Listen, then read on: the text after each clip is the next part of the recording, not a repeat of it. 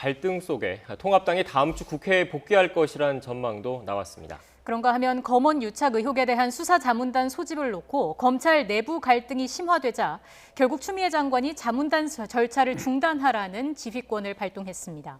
헌정 사상 두 번째 지휘권 발동으로 윤석열 총장 거취에도 관심이 모아지고 있습니다. 전 판사 출신이자 법률가인 중진 의원 두 분 모셨습니다. 분석 들어보겠습니다. 박범계 더불어민주당 의원, 김기현 미래통합당 의원 나오셨습니다. 네, 반갑습니다. 안녕하세요. 안녕하세요. 안녕하세요. 바로 현안으로 들어가겠습니다. 네. 현재 앞서 국회 중계에서도 전해드렸는데 3차 추경 심사가 진행되고 있습니다. 일각에선 졸속 심사 아니냐 이런 비판적인 시각도 있는데 어떻게 보십니까? 그래서 아까 주호영 원내대표님이 다 코로나 핑계 댄다고 하시는데 맞습니다. 코로나 때문입니다. 코로나가 아니면 이러한 3차 추경까지 편성할 이유가 없는 거고요. 우리가 미국 같은 경우만 보더라도 무려 미국은 전체 GDP의 10.6%, 네 차례의 슈퍼 추경을 했거든요. 금액은 우리나라 돈으로 한 3,200조 가깝습니다. 우리는 이번 3차 추경이 통과돼도 불과 한 59조, GDP의 한 5.8% 정도밖에 안 됩니다. 미국은 10.6%. 근데 미국에서 그 4차 추경을 통과하는데 총 걸린 날수가 한 50여일밖에 안 돼요. 한 55일 정도. 우리는 지금 1차 추경 제출일로부터 지금까지 딱 넉 달째입니다. 네. 내일 통과된다 하더라도. 자, 추경이 갖고 있는 그 절박성, 긴급성을 생각한다면 지금 우리 통합당 의원님들이 지금 졸속심사하니 이런 말씀 할 수 없을 거라고 저는 생각합니다. 김 의원님은 어떻습니까? 이게 사실 그 대한민국 역사상으로 3차 추경을 한 게 51년, 국회에 제출된 걸로 기준으로 하면 51년 만입니다.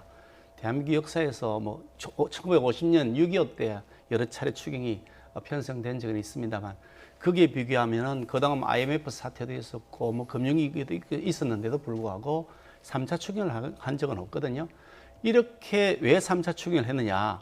주먹구구식으로 예산을 세웠다. 뭐 세축에도 엉망이고 부풀려 세웠고 세출도 지금 집행도 안 된 것도 수두룩한 상태에서 또 추경을 한다. 이렇게 되어 왔으니 이 추경은 그야말로 날림공사를 한 것이다라는 생각하는데 그 날림공사를 해서 제출한 그 추경에 대해서 3일 만에 뚝딱 처리했거든요. 어떤 상민회는 바쁘니까 뭐 질의사항 없죠. 그러고 그냥 아무 질의도 없이 통과시킨 상임위원회도 있고요. 7분 만에 통과시킨 상임위원회도 있고요. 전체 상임위 통과시킨 시간 따지니까 딱 2시간 만에 통과했습니다. 아니 세상에 35조 3천억이라 되는 예산을 통과시키는데 2시간 만에 무슨 심사를 해서 통과를 시켰냐고요. 이러면 국회가 왜 필요하냐. 그러면 정의 그렇게 급하시면 국회를 치워버리고 국회를 막 생략하시고 행정부 마음대로 하시면 되는 거지. 아니 그래 국회는 그 부분에 대해서 심사를 하라고 권한을 준 것인데 그 심사를 안 하고 그냥 뚝딱 넘어가겠다. 그것이야말로 참 어리석은 짓이다. 정말 나라의 살림을 어떻게 살려는 것이냐. 그러니까 여당은 지금 자꾸 청와대에 여의도 출장소라는 소리 듣는 거 아니냐. 그런 생각을 합니다. 저희들은 이 부분에 대해서 내용을 봤는데 4개월짜리, 6개월짜리 단기 알바 자리를 잔뜩 만들어 놨습니다. 그게 만드는데 돈이 얼마 들어갔냐 보니까 약 9조가 들어가 있습니다. 뭐 도서관에 책 배달하는 거, 대학 박물관에 미정리 유물 등록하는 거 이런 것들인데요. 우선 당장 뭐 일자리가 필요하다는 측면이 있을 수는 있죠. 그런데 이게 과연 코로나 극복 예산이냐. 결국 통계를 조작해서 단기 일자리 만들어서 실업률 낮지 않다. 청년 실업률 낮다 그러니까 청년 실업률 낮지 않다고 분식 통계하려고 한 것이 아니냐. 지적하지 않을 수가 없는 거죠. 네. 저렇게 예산에 대해서 저렇게 하실 말씀이 많은데 저렇게 정확하게 이렇게 지적할 것이 많은데 그 말씀을 왜 국회에 들어와서 못 하시느냐 이 말입니다. 그러니까 숭을 봐도 숭을 본다는 게 옛날 말이죠. 흉을 봐도 집안에 들어와서 아버지가 어떻고 어머니가 어떻고 형제가 어떻고 이렇게 흉을 보면 그래 좀 낫습니다. 그리고 집 밖에 울타리 나가셔가지고 제가 보기에 요즘에 통합당의 의원님들은 안 계시고 제가 방송에 출연하시는 몇 분 그리고 대변인 몇 분만이 사실상 통합당의 입장을 대변하는 것 같습니다. 지금 하나만 더 말씀드리면 제가 아까 미국의 4차 추경을 말씀드렸는데 그중에 아주 기가 막힌 하이라이트 추경이 있습니다. 그게 1조 2천억 불짜리 무려 우리나라 돈으로 한 1,300조쯤 됩니다. 그 추경은 하원에서 낸시 펠로시가 트럼프 대통령의 정적 중에 정적 아니겠습니까? 통과시키는데 몇 시간 걸린 줄 알아요? 4시간 만에 통과시켰습니다. 그 트럼프의 그 연설문을 쭉쭉 뒤에서 찢어버렸던 그 낸시 펠로시가 이것은 미국의 국민들을 위한 것이다라는 차원에서 4시간 만에 통과시켰던 그 교훈을 우리 통합당 여러분들께서 좀 새겨주셨으면 좋겠습니다. 네. 제가 말씀을 드리지 않을 수 없는데요. 야당은 국회가 모델입니다. 그러니까 당연히 야당이 국회에서 활동을 하고 싶죠. 그런데 축구 경기를 한다고 생각하면 축구 경기를 하는데 심판이 엄정하게 뭐 주심 부심을 세워야 됩니다. 그런 다음에 경기를 하자고 그래야 되는데 국회가 그동안 30년 넘게 50년 세월 동안 지켜져 왔던 전통을 무시해버리고 야당이 차지해서 하기로 했던 견제와 균형의 원리를 깨버리고 법사위원장을 여당이 가져가 버렸고 그것도 강탈해 가버렸습니다. 네. 그런 다음에 이렇게 언페어하게 불공정하게 룰을 정해놔놓고 들어오라. 그런 다음에 너희들은 와서 들러리만 하라. 이렇게 하니까 일이 안 되는 거죠. 정말 야당은 일하고 싶죠. 그러니까 일할 수 있도록 공정하게 논쟁을 하자는 거죠. 아까 미국 예산 말씀하셨는데 정말 제대로 된 예산 세워오면 뭐 그렇게 이렇게 복잡하겠습니까? 여기 지금 신재생 에너지하고 이런 거 한다고 예산을 넣은 게 1조 4천억을 넣어놨습니다. 아니 코로나 때문에 갑자기 신재생 에너지 사업이 왜 생겨나야 되는 거죠? 이게 무슨 추경이냐는 거죠. 이건 본 예산에 들어가야 되는 거죠. 네. 이런 형태로 한이 논란이 되는 거죠. 네. 내일 본회의 열어서 표결하시는 겁니까? 어떻습니까? 표결해야죠. 지금 룰이 공정하지 못하다는 말씀을 하시는데 내일이 6월 임시회의 마지막 날입니다. 온 국민이 지금 약 35조가 조금 넘는 이 코로나 3차 추경을 기다리고 있습니다. 대부분의 내용들이 뭐냐 하면 가장 중요한 게 지금 아주 한계 기업에 와 있는 대기업을 포함해서 그 기업들이 지금 감원을 해야 되지 않을 수 없는 상황에 왔습니다. 그 고용 유지를 위한 돈이 꽤 많고요. 네. 또 경기 부양적 측면은 꽤 많고 또 고용과 여러 가지 인프라를 위한 것들이 꽤 많고 지역 경제를 살리기 위한 것들이 다 필요한 겁니다. 신재생 에너지 말씀하시는데 그것도 역시 중요한 산업 중에 한 부분입니다. 여당이 신재생 얘기하니까 그것이 못마땅해가지고 그 신재생 안에 있는 고용된 그 노동자들의 생계는 어떻게 되는 겁니까? 마지막으로 지금 야당께서 룰을 지켜달라. 어차피 제가 보기엔 들어오십니다. 내일 들어오냐, 모레 들어오냐, 다음 주에 들어오냐 차이입니다. 이미 들어오실 수밖에 없는 상황이 됐습니다. 더욱 중요한 것은 그러면 지난 총선에 다 모든 걸 걸고 양당이 한번 일합을 겨뤘습니다. 조금 이따 얘기할 여러 가지 검찰개혁 문제라든지 지금 민생의 문제와 관련해 가지고 소위 정권 심판이냐 아니면 야당 심판이냐는 프레임으로 국민들께 여쭤봤습니다. 근데 죄송한 말씀이지만 통합당이 졌습니다. 그게 민의입니다. 그 민의에 의해서 구성된 국회가 이번 국회입니다. 이번 국회는 그 민의에 따라야 될 책무가 있다. 그런 측면에서 지금이라도 늦지 않았으니까 우리 김기현 의원님 같으신 분이 좀 열심히 좀 말씀하셔가지고 빨리 오셔서 공정한 룰도 한번 들어와서 말씀을 좀 해주십사 하는 그런 부탁의 네, 말씀. 오늘 다룰 주제가 좀 많아서 그런데 속도감 있게 좀 공정하게 진행해 저도 주세요. 똑같은 말씀을 하셨으니까 네네. 말씀드리면 이렇습니다. 판사하셨지 않습니까? 판사는 룰에 따라서 그 재판을 하는 겁니다.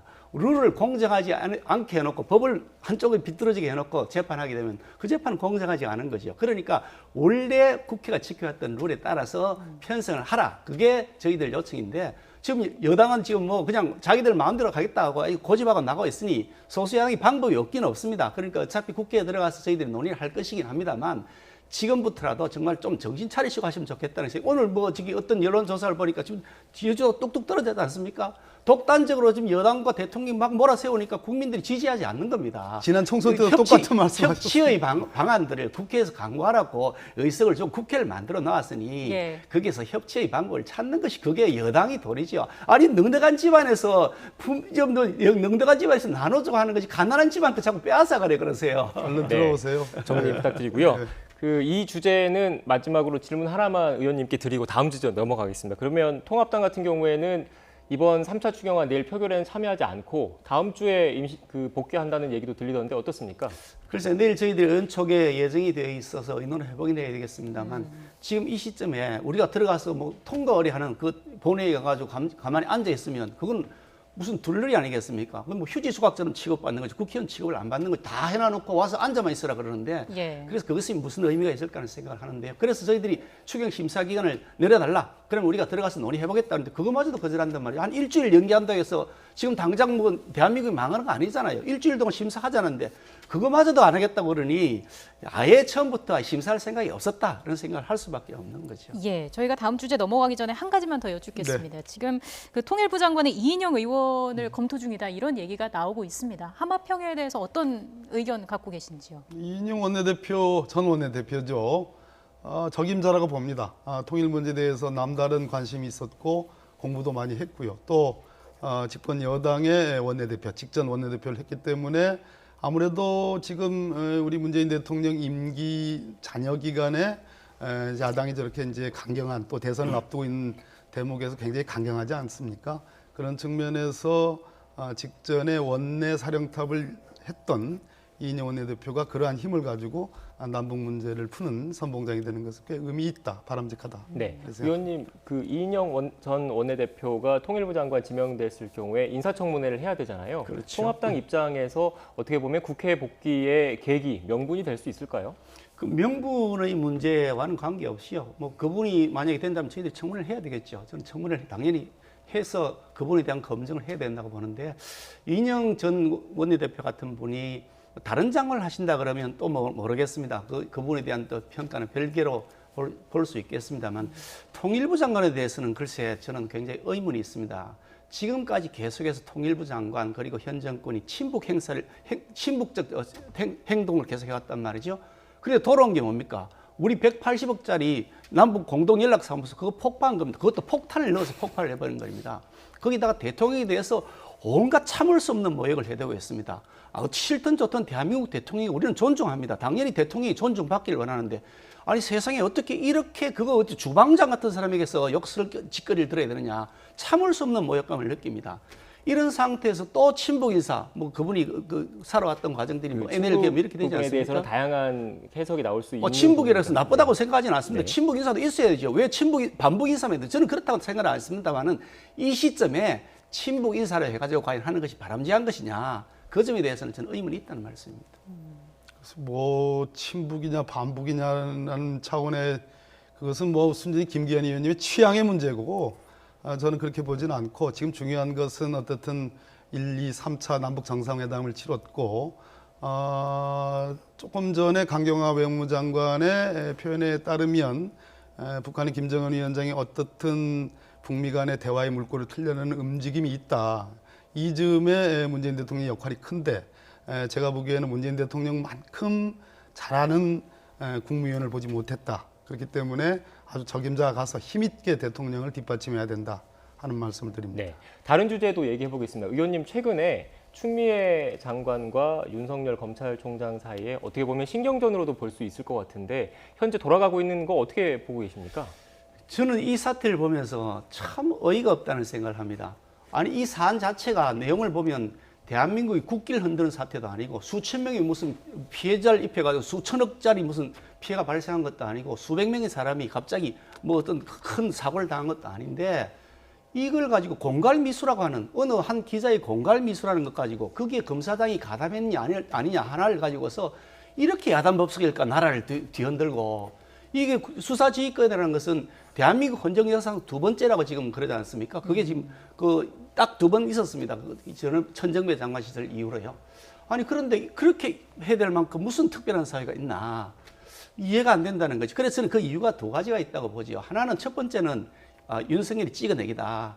윤석열이 나가라 해도 아무도 안 나가니까 이제는 윤석열의 오른팔 왼팔로 되는 사람을 다 잘라내는데도 남아있는 사람마저도 더 잘라내야 되겠다. 그래서 윤석열을 잘라내기 위한 것이다. 그런 것이 하나가 있고요. 또 하나가 지금 거기에서 논의가 되고 있는 그 사건이 뭐 신라젠, VIK 뭐 이런 것들이 논의가 되고 있는데 거기 여권 인사가 연루되었다는 소문들이 끊임없이 돌고 있고 그에 대해서 간접 증거들이 나타나고 있습니다. 이름까지 구체적으로 드러나잖아요. 그에 대한 수사가 진행될 것 같으니까 더 이상 수사하지 말라라고 하는 어떤 강력한 푸시가 아닐까. 만약 그게 권력에 손대면 가만히 있지 않겠다라고 하는 그런 사인일 것이다. 그래서 이 사건이 커지고 있다.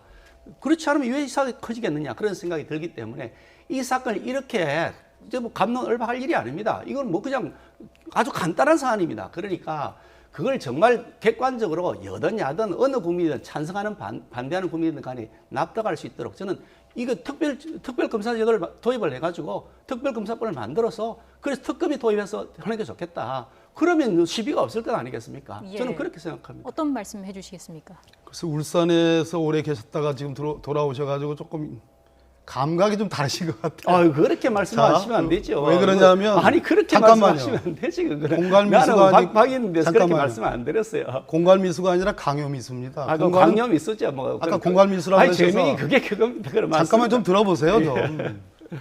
공갈미수는 돈과 관련된 거기 때문에 굉장히 큰 차이가 있죠. 강요미수라는 거고 이 사안은 모 방송국의 기자와 지금 지금 부산 고검 차장으로 가 있던 지금 이제 직무 발령이 다른 데로 났지만 한모 검사장이라고 윤석열 검찰총장이 최측근 인사와의 유착 관계로 인해 가지고 수사를 사실상 청부했다 하는 그런 의혹과 관련된 수사를 하는데 문제는 윤석열 전이 아니고요. 윤석열 현 검찰총장이 과거에 국정농단을 그 수사를 했던 그 쾌도남마와 같은 말 그대로 권력의 추상과 같았던 그 기준이 본인과 가장 가까운 한모 검사장의 유착 범죄 의혹에 대해서는 심지어 법원이 발부한 압수수색 영장까지 나왔는데 이 정도 되면 어느 정도 그 범죄가 소명했다고 볼 수가 있는데 그 한모 검사장을 비호하려는 의혹이 있다. 그렇기 때문에 과거 국정농단 수사에 됐던 그 추상 같은 또 조국 전 법무부 장관 가족과 조국 전 법무부 장관에게 들이댔던 그 수사의 기준을 자기 측근에게도 똑같이 대달라라는 요구입니다. 그 이상도 이하도 아닙니다. 그렇기 때문에 서울중앙지검에서 형사 일부가 소신을 갖고 우리가 독립해서 수사하게끔 해달라라는 요청을 드린 거고 거기에 대해서 지금 윤석열 검찰총장이 그것이 아니고 하면서 본인 의지대로 구성되는 소위 전문수사 자문단이라는 거에 지금 올려가지고 사실상 면죄부를 주려는 거 아니냐라는 문제가 생겨가지고 어제 법사위가 열렸는데 추미애 법무부 장관께서 지금 조금 전에 수사 지휘를 한 거 아니겠습니까? 그거 열지 마라, 중단해라. 그리고 지금 현재 진행되고 있는 그 수사팀에게 독립성을 부여해서 수사를 원활하게 하게 하고 그 뒤에 수사 결과만 받으라라는 결론입니다. 이곳에 무슨 하자가 있는 겁니까? 네, 잠시만요. 일단 여야 모두 워낙 첨예하게 갈린 사안이다 보니까 두 분 의원님께서 중간에 언성이 좀 높아지신 측면도 있는데 아니 이 부분은 근데 그 개인적인 말씀을 하시니까 그렇지. 네. 제가 박 의원님 네, 말씀 안 잠시만요. 드렸는데 네. 박 의원님이야말로 여당에 계속 몸담아 있으니까 여당 네. 시각으로 계속 사안을 알겠습니다. 객관적으로 안 알겠습니다. 본다는 일단 거죠. 워낙 첨예하다 보니까 그 시청자 여러분의 양해 부탁드리겠습니다. 다음 주제 넘어가기 전에 마지막으로 통합당 쪽 입장 하나 여쭤볼게요. 추미애 장관 해임안 검토하겠다 이런 얘기도 나오던데 실제로 추진하는 겁니까? 저는 검토해야 된다고 생각하는데 당에서 아직 뭐 입장을 정한 것은 압니다만 이쯤 되면 추미애 장관은 도무지 이 중립성이라든지 아니면 이 정치적으로 편향성을 벗어날 수 없다. 저는 그런 생각을 하고요. 그런 측면에서 이 직권을 남용하고 있는 추미애 장관은 해임 건의할 우리가 추진을 해야 되는 것이 아니냐 그런 개인적 생각을 가지고 있습니다. 근데 해임 건의 그래서 어떻게 보면 탄핵을 추진하겠다는 건데 국회 내에서 수적 열세 때문에 실현될 가능성은 낮다고 봐야 되지 않을까요? 글쎄요, 여당 중에서도 뭐 지각 있는 이사분들께서는 동의하지 않겠습니까? 네. 예전에 하긴 금태섭 의원 같은 경우에 기권했다고 해서 막 징계까지 하는 걸 봐서 겁나긴 할 겁니다만은 그러나 국민들에게 이 사실은 알려드려야 된다. 이렇게 어떻게 무리하게 이렇게 직권을 남용하느냐 그것은 알려드려야 된다 생각합니다. 네, 알겠습니다. 다음 주제로 넘어가겠습니다. 지금 이제 전국은 공수처 2라운드가 예상이 되고 있는 상황입니다. 법정 시한이 7월 15일까지인데 현실성에 대해서 어떻게 보고 계신지요? 7월 15일 오늘 7월 2일이죠. 2주가 채 남지 않은 상황이죠. 그러니까 지금 안 들어온다 이번 주까지는 다음 주나 돼서야 들어간다. 들어와도 지금 사실은 추경은 뭐 내일 통과될 가능성이 저는 높다고 보고 그럼 다음 주부터 본격적인 이제 국회가 들어와야 되는데 지금 사보임 문제가 있는 거 아니겠습니까? 박병석 국회의장님 그 사과를 일로 걸었어요. 네. 사보임 문제라는 거 지금 이제 의장께서 지금 원구성을 위해서 강제적으로 지금 배정을 한 건데 그 부분에 대해서 지금 통합당 측과 얘기를 하긴 해야 됩니다. 근데 그 부분이 사과를 걸었기 때문에 글쎄요. 박병석 의장님이 그걸 쉽게 받아들일 수 있을까 싶은데 그렇게 치면 물리적으로 사실상 야당의 협조가 있어야 되는 현재 통과된 공수처법에 의하면 더더군다나 7분의 추천에서 야당목 2 추천이 지금 협조하지 않을 가능성이 저는 높다고 보는 거죠. 그렇기 때문에 저희들로서는 반드시 공수처법은 작년 모법이 통과됐기 때문에 우여곡절까지 겪어서 통과됐기 때문에 반드시 그 팔다리에 해당하는 여러 가지 추천 절차라든지 또는 뭐 인사청문회법의 개정이라든지 이런 것은 대안을 강구해서라도 저는 어떻든 날짜를 맞추려는 노력이 반드시 필요하다. 그 대안이란 게 법률안 개정을 의미하는 걸까요? 법률안 개정도 논의될 수 있고요. 국회 그 공수처 운영 규칙도 논의될 수 있고 새로 국민의 공감대를 한 번 더 모으는 절차도 저는 반드시 필요하다. 예를 들어서 모법이라는 공수처법이 통과되고 지금 7월 15일부터는 시행이 돼야 되는데 네. 그 하위 개념에 해당하는 법령에 해당하는 이런저런 것들이 야당의 비협조에 의해서 만약에 이것이 설치가 되기 어렵다면은 그것에 대해서 국민적 공감대를 다시 모으는 절차도 좀 필요하다고 지금 핵심은 공수처장의 추천 절차가 여당 7명 중에서 이제 2명은 야당 쪽 몫이잖아요. 그걸 바꿀 수 있다라는 말씀이신 거죠? 쉽게 얘기하면. 뭐 어떠한 것도 아무튼 국민적 공감대만 저는 확보된다면 이러저러한 논의가 다 가능하다고 생각합니다. 어떻게 생각하십니까? 이런 거죠. 공수처법이 처음 통과될 때 여러분 생각해 보시면 날치기로 그냥 처리했습니다. 강행 처리했죠. 야당은 원천적으로 그 논의 자체를 이게 참여하지 못한 상태로 진행이 되었는데요. 그래서 원천적으로 태생적으로 무효인 법인데다가 위헌적 요소를 많이 가지고 있습니다. 헌법에 아예 근거가 없이 입법, 사법, 행정 어디에도 속하지 않는 독립적 기관이 별도로 만들어진 것이기 때문에 이건 위헌이다라는 생각을 저희들이 가지고 있어서 위헌 심판 청구를 해놨는데 아직 네. 그게 아직 미적미적하고 있어 현재가요. 2월 달에 청구하는 것도 아직도 미적거리고 있단 말이죠. 헌재가 빨리 이 부분에 대해서 결론을 내려야 된다. 저는 그런 생각을 하고요. 그 결론이 나는 거 봐가면서 위헌이라 그러면 아예 진행할 필요가 없는 것이고 예. 뭐 위헌이 아니라 그러면 어떻든 하여간 강제로 통과시켰던 법이라도 실천이 될 것이니까 그렇다면 야당으로서의 권한을 행사해야 된다. 저는 그렇게 생각하죠. 그래서 저희들 추천위원들 당연히 추천할 것이고 또 해야 된다고 저는 생각합니다. 그래서 논의하자고요. 그렇지만 야당이 가지고 있는 비토권이 있습니다. 그것은 날치기법을 통과시키는 여당 측에서도 그 당시에는 야당이 이런 비토권을 줘야 된다고 생각해서 만들어 놓고 이제 와서 그 비토권을 빼앗아가는 법을 만들자. 만약에 그래 하신다 그러면 아마 커다란 국민적 저항이 부딪힐 지금 겁니다. 김기현 의원님 뭐 아까 제가 조금 그 부분은 제가 좀 유감을 표시하고 방금 말씀처럼 저렇게 좋으신 말씀, 네. 예, 좋은 분이기 때문에 좋으신 말씀을 해요. 지금 그 야당 추천목 두 분은 협조를 하는 게 맞다. 그 안에서 뭐 통합당의 의견을 피력을 하겠다. 근데 그럼에도 불구하고 통합당 의견을 묵살하지 말아달라라는 말씀으로 들립니다. 네. 비교적 좋은 의견이라고 생각합니다. 네. 마지막으로 추가로 앞선 뉴스에서 들었던 소식인데 김현미 국토부 장관이 잠시 뒤죠. 오후 4시에 문재인 대통령에게 부동산 관련된 보고가 있을 것 같습니다. 보고에 앞서서 종부세법 개정안을 정부의 21대 국회 최우선 입법과제로 추진 방안 검토. 이게 지시가 내려갈 것 같은데 종부세법 추진하시는 겁니까? 당연히 민주당의 당론이었고 사실 돈이 많이 풀렸습니다. 코로나 추경 관련해 가지고 그리고 네. 또 여러 가지 뭐 주택담보대출 이런 규제를 최근에 했지만 그 전에 이미 오를 만큼 다 올랐습니다. 제가 살고 있는 대전도 예외가 아닙니다.